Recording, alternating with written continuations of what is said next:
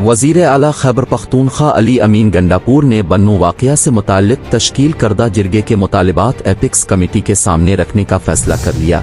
जिरगे के अरकान ने एपिक्स कमेटी का फैसला आने तक धरना जारी रखने का ऐलान कर दिया। बन्नू वाक़या से मुताल्लिक़ तश्कील करदा जिरगा अरकान ने वज़ीर आला अली अमीन गंडापुर से मुलाकात करके अपने मुतालिबात पेश किए।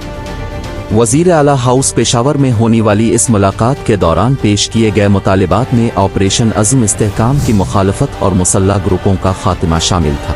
जिरगा अरकान की जानिब से पेश किए गए मुतालिबात में पुलिस को बाइख्तियार बनाने और रात को गश्त करने का मुतालबा भी शामिल है, जबकि सर्च ऑपरेशन दहशतगर्दों के खिलाफ कार्रवाई सिक्योरिटी फोर्सेस के बजाय CTB को करने का मुतालबा भी किया गया।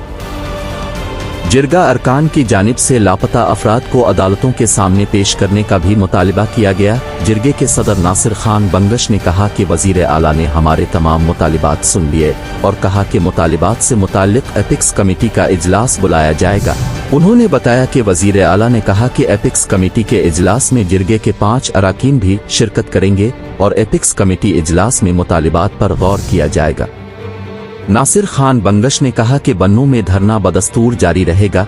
जुमा के दिन वज़ीर आला अली अमीन गंडापुर बन्नू का दौरा करेंगे। इस दौरान वो धरने के शुरका के सामने एपिक्स कमेटी का फैसला रखेंगे। वज़ीर आला की जानिब से फैसले सामने रखने के बाद धरना खत्म किया जाएगा। वज़ीर आला खैबर पख्तूनख्वा से जिरगा अरकान की मुलाकात के दौरान चीफ सेक्रेटरी और IG खैबर पख्तूनख्वा पुलिस समेत दीगर मुताल्लिका हुक्काम भी मौजूद थे।